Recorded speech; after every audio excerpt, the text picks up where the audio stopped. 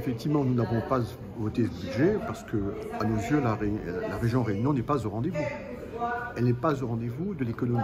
L'économie, c'est ce qui crée l'emploi et la richesse. Elle n'est pas au rendez-vous sur le pouvoir d'achat. Sur l'économie d'abord, les entreprises. Vous savez que c'est une compétence première de cette collectivité d'aider les entreprises. Et celle-ci se trouve confrontée essentiellement à deux difficultés aujourd'hui. Vous avez la difficulté du financement, puisque les banques ont coupé les robinets. Donc les PME ont du mal à se financer. Depuis longtemps, on annonce la création d'un soutien, un fonds de soutien région aux TPE. Parce que ça permettrait au moins d'adosser les crédits, de cautionner, si vous voulez, les crédits qui sont refusés aujourd'hui aux PME, TPE. On nous dit, on vient de faire le mois dernier. Mais ça fait 30 mois qu'on attend. Ça fait 30 mois qu'il y a des dépôts de bilan et des emplois qui sont perdus. Donc nous verrons comment fonctionne ce fonds et nous attendons pour voir. Mais je regrette qu'il y ait un retard à l'allumage aussi important.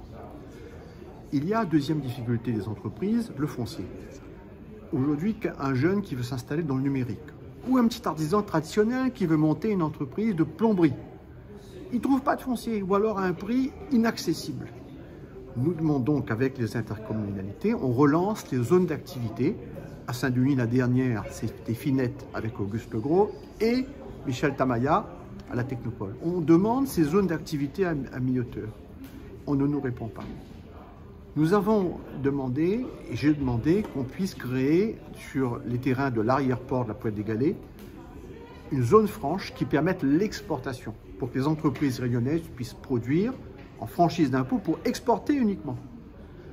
On nous a répondu à moitié. Je sais que le département est très en retrait là-dessus, même s'il y a eu un début de dialogue avec la région. L'État a commencé aussi à s'engager, mais ça prend beaucoup de retard.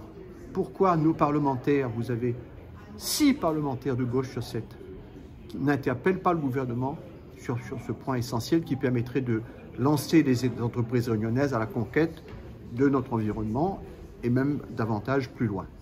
Et puis enfin, les familles. Jamais les familles réunionnaises n'ont été autant en difficulté compte tenu de la flambée d'inflation des produits alimentaires. On nous propose l'aumône de 2,50 € par mois pour une bouteille de gaz ou 2 par an. Mais c'est un mépris total. Et je considère que là, la région a manqué le rendez-vous de l'histoire pour défendre les Réunionnais les plus pauvres. C'est une grave faute politique.